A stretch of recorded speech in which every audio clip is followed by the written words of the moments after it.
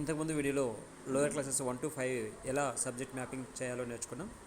So ఈ వీడియోలో వచ్చేసి 6 to 10th class so student language mapping ఎలా చేయాలనేది ఫుల్ వీడియో మీకు చేసి చూపిస్తున్నాను. సో ఫస్ట్ స్టూడెంట్ లాంగ్వేజ్ మ్యాపింగ్లోకి వెళ్ళాలి. సో ఫస్ట్ సింక్ డేటాని మీరు సింక్ చేసుకోండి. దాని తర్వాత స్టూడెంట్ లాంగ్వేజ్ మ్యాపింగ్లో వెళ్ళేసి క్లాసెస్ సెలెక్ట్ చేసుకోండి. సో స్టూడెంట్ని సెలెక్ట్ చేసుకొని so first language English medium అయితే సో మనం తెలుగు తీసుకుంటాం. అండ్ సెకండ్ లాంగ్వేజ్ అయితే ఇక్కడ మనము హిందీ తీసుకుంటాం.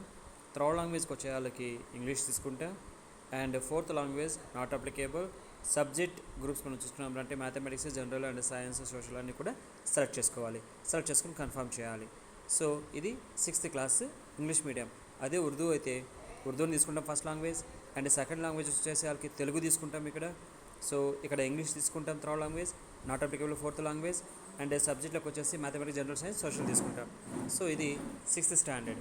అదేవిధంగా 7th స్టాండర్డ్కి మనం తీసుకున్నాం రా అంటే సో స్టూడెంట్ని సెలెక్ట్ చేసుకొని so first language English medium వాళ్ళకైతే తెలుగు. అండ్ అదేవిధంగా సెకండ్ లాంగ్వేజ్ మనం చూసుకున్నాం రా అంటే సో హిందీ. థర్డ్ లాంగ్వేజ్ చూసుకున్నాం రా అంటే సో ఇంగ్లీష్ తీసుకొని సో గ్రూప్ సబ్జెక్ట్స్ వచ్చేసి సెలెక్ట్ చేసుకొని ఓకే సో కన్ఫర్మ్ చేసుకోవాలి. అదేవిధంగా ఉర్దూ లాంగ్వేజ్ అయితే ఫస్ట్ సబ్జెక్ట్ సో ఉర్దూ తీసుకుంటాం. సెకండ్ వచ్చే వాళ్ళకి తెలుగు తీసుకుంటాం. థర్డ్ ఇంగ్లీష్ ఉంటుంది. అండ్ ఫోర్త్ వచ్చేసి not applicable. And select languages mathematics and general, social studies తీసుకోవాలి. తీసుకొని కన్ఫర్మ్ చేసుకొని సబ్మిట్ చేయాలి. So this is 7th standard.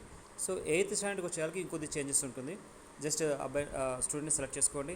First language వచ్చేసి ఇంగ్లీష్ మీడియం అయితే తెలుగు తీసుకోండి. అండ్ సెకండ్ లాంగ్వేజ్లో మనం చూసినామరా అంటే హిందీ తీసుకుంటాం. అండ్ థర్డ్ లాంగ్వేజ్లోకి వచ్చే వాళ్ళకి ఇంగ్లీష్ తీసుకుంటాం. అండ్ ఫోర్త్ లాంగ్వేజ్లోకి వచ్చే వాళ్ళకి సో పేపర్ 1, పేపర్ 2 ఉంటుంది. సో అక్కడ మనము నాట్ అప్లికేబుల్ సెలెక్ట్ చేసుకోవచ్చు.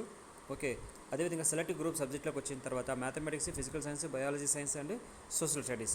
సో ఈ 4 సబ్జెక్టులు సెలెక్ట్ చేసుకుని కన్ఫర్మ్ చేయాలి. ఓకే అదేవిధంగా ఉర్దూకి వచ్చే వాళ్ళకి so Urdu first language Urdu తీసుకుంటాం. సెకండ్ లాంగ్వేజ్కి వచ్చే వాళ్ళకి తెలుగు తీసుకుంటాం. అండ్ థర్డ్ లాంగ్వేజ్ వచ్చేసి ఇంగ్లీషే ఉంటుంది.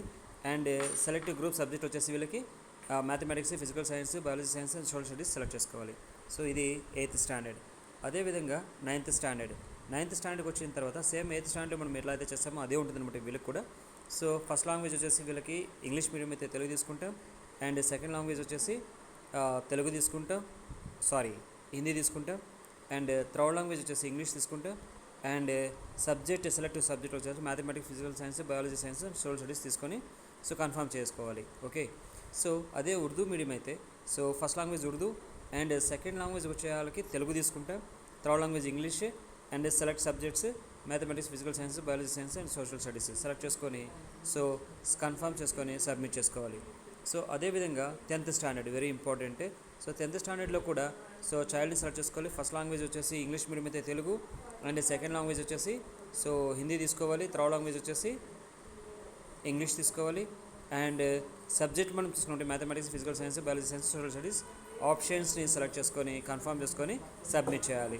అదేవిధంగా ఉర్దూ అయితే సో ఉర్దూ సబ్జెక్ట్ తీసుకోవాలి. ఫస్ట్ లాంగ్వేజ్, సెకండ్ లాంగ్వేజ్ వచ్చేసి వాళ్ళకి తెలుగు తీసుకుంటాం. And third language English. And select group subject mathematics, physical science, biology science and social studies తీసుకొని సో కన్ఫర్మ్ చేయాలి. సో ఈ విధంగా ప్రతి ఒక్క స్టూడెంట్కి, ప్రతి ఒక్క చైల్డ్కి సో మనము స్టూడెంట్ లాంగ్వేజ్ మ్యాపింగ్ అనేది చాలా ఇంపార్టెంట్. సో ప్రతి ఒక్కరూ చేయాల్సిందే. థ్యాంక్ యూ అండి. Thank you very much. ఏదైనా డౌట్స్ ఉంటే కామెంట్ రూపంలో కామెంట్ చేయండి. Thank you.